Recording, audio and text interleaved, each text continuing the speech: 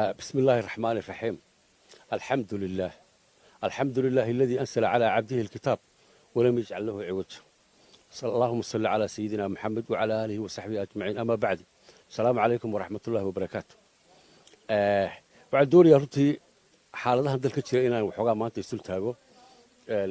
Somaliland intii ay jirtay xilka uu hayay 4 sano u dambeysay madaxweynaha maanta dooranay Muuse Biixi Cabdi.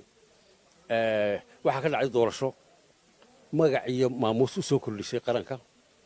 doorasho isku sidkan madaxweynuhu lahaa sharafteedii ammaanteedana isagaa leh meel baa u taalla madaxweyne Muuse Biixi Cabdi.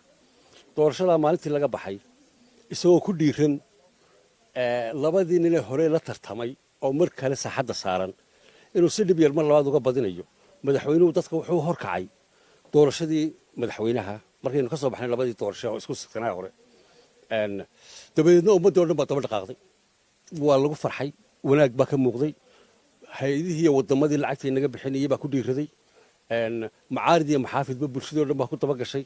sidii aynu u daba soconnay inuu doorashadii madaxweynaha la qabanayaa u soconnay ayuunbaa nasiib cajaayibka waxaa la qabtay shirweynihii labaad ee xisbiga waddani. dabeedna halkaa ninkii murashaxa u ahaa ee guddoomiyaha xisbiga ahaa cabdiraxmaan ciro wuxuu ka sameeyey mucjise aan horey loogu talagelin. go'aan adag oo qadhaadh buu qaatay. wuxuu hibeeyey u bixiyey xisbigii talada gacanta ku hayay oo in badan laga soo shaqaynayo maal badanna soo galay, wakhti badanna soo galay. innagoo taasi markay dhacday madaxweynaha aynu daba soconnay ee dowladihii iyo innaga iyo ururadii iyo cid walba daba socotay ee aynu soconnay doorasho madaxweyne inaynu qabanno ayuunbaa mar keliya nagu soo jeestay isagoo uure iyo siiga kicinaya.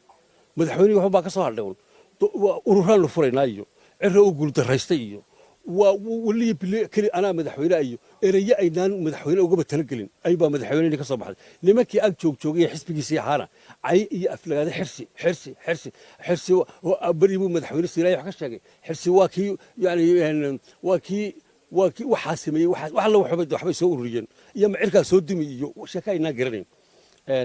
haddaba ujeeddada maanta hadalkaygan raba inaanu iftiimiya waxa weeyaan maxaa isbedelay madaxweynihii aynu ku daba soconnay doorasho qaran oo madaxweynenibuu qabanayaa. doorashadii horena ammaanteedii iyo sharafteedii buu leeyahay. maxaa isbedelay markuu waddani sidan dhacday? halkaasaa doonaya arrintii inaan ummadda u yar iftiimiyo. dabeedna waxaan tala mooday inaan ku daro somaliland burco magaalada la idhaahdo waxay ka mid tahay lafdhabarta doorashooyinka dalka.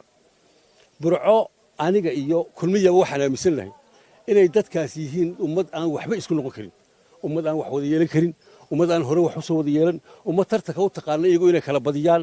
dabadeedna waxaa kulmiye ka dhalaxsan inuu bariga burco dadka degani ayna galbeedka burco waxba wada yeelan karin. markaa bariga burco dadka joogaa kabadho ugu jiraan Muuse Biixi foodkoodu inay isagu leeyahay. laakiin markii la dhacday inuu halkan la isku hibeeyo dowlad dhan oo socotay oo xisbi waddan la isa siiyey ee burca waxda yeelatay madaxweyne waxba soo baxday inuu 12 duurka haday gaadho foodu dhigo in foodka laga badinayo. saa darteed baa uuradan iyo hawlahan dhacay iyo mashaakilkan iyo xisbiyaan faralaadani wax weyn oo kale oo ku jira ma jiro. burca maxay isku raacdeen wey? hadday burca dhinac isku raacdo foodkiiba yaa dhinaca maraya. madaxweynaha mid kale aan rabay halkan aan iftiimiyo wuu ku saxsan yahay. hadday burca dhinaca raacdo waa laga badinaya, waa runtii. laakiin mid kale lagu daraya madaxweynaha. somaliland daraasado badan oo la sameeyey qaabkay wax u doortaan marka la eegay waa cilmi. waxaa ka soo baxday 75% marunbay ku dooranayaan. haddaad mar labaad fooda soo doonato habeenka xalagtoo ku dooran maayaan. weliba saaqo beesha dhexatee warkaa weliba ku waaranayaanba muusow najiir muusow wixii ka dhacay waynu arkayni. mar labaad ma waashaan. haddaad ku soo noqoto mar labaad kuma waaranayaan, kuma dooranayaan. dabeed madaxweyne waxaan leeyahay burcana way israacday. adna markaagii lagu waalay mar dambe laguma waalanayo madaxweyne. si doorasha dalka uga dhacdo waar ciro iyo naaxaxgenin.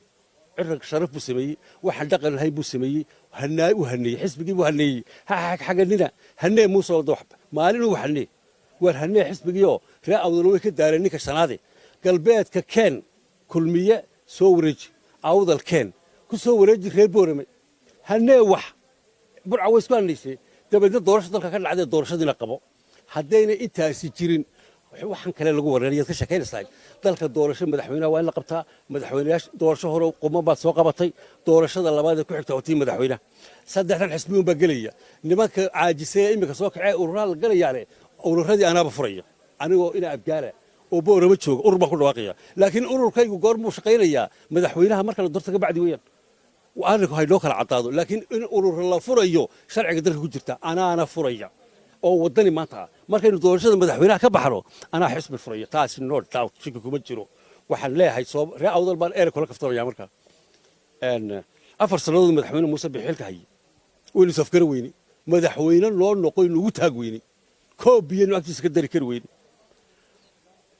waxaan isku tali lahaa imika madaxweynaheena dee inan baa soo baxay oo u afhayeen ina buuni buu madaxweynaheena afhayeen waa ina keeni dee ina buuni dabagala waa dooqa madaxweynaheena waa afhayeenka madaxweynaheena waa sawirka guud ee maanta somaliland dee ina kaas aynu dabagalno intaasaynu kula tali lahaa erey kaftanaan ku darayaayo